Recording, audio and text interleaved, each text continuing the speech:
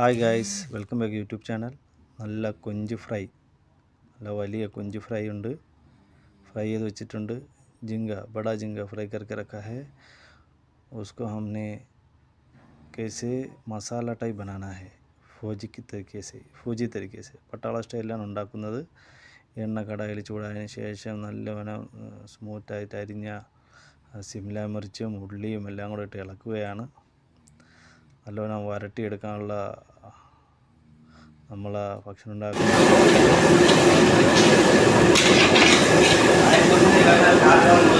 मिर्च तेल गर्म होने के बाद डाल के हिलाना है. थोड़ा कश्मीरी मिर्ची डालना है, डाल के हिलाते रहना है. നല്ല കളർ കിട്ടാൻ വേണ്ടിയാണ് നമ്മൾ ഈ കാശ്മീരി മുളക് ഇടുന്നത്. അപ്പോൾ വെന്ത് വന്നതിന് ശേഷം നമ്മൾ കൊഞ്ചെടുത്ത് ഇട്ട് കൊടുത്ത് झींगा डालना है. थोड़ा मसाला पकने के बाद उसके बाद थोड़ा पत्ता गोभी काट के रखा था वो भी डाल दिया. മുട്ടക്ലോസ് വെട്ടി വെച്ചിട്ടുണ്ടായിരുന്നു.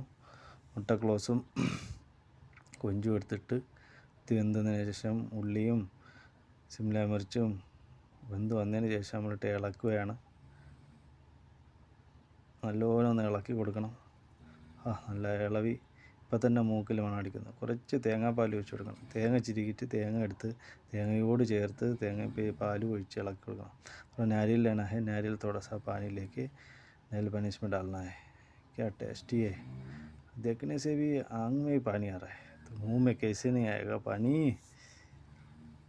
हमने फौजी तरीके से बनाता है. प्लीज़ सब्सक्राइब लाइक कर देना. എല്ലാവരും സബ്സ്ക്രൈബും ലൈക്കും ചെയ്യാൻ മറന്നു പോകല്. ഇഷ്ടപ്പെട്ടെങ്കിൽ ഷെയറും ചെയ്യണം.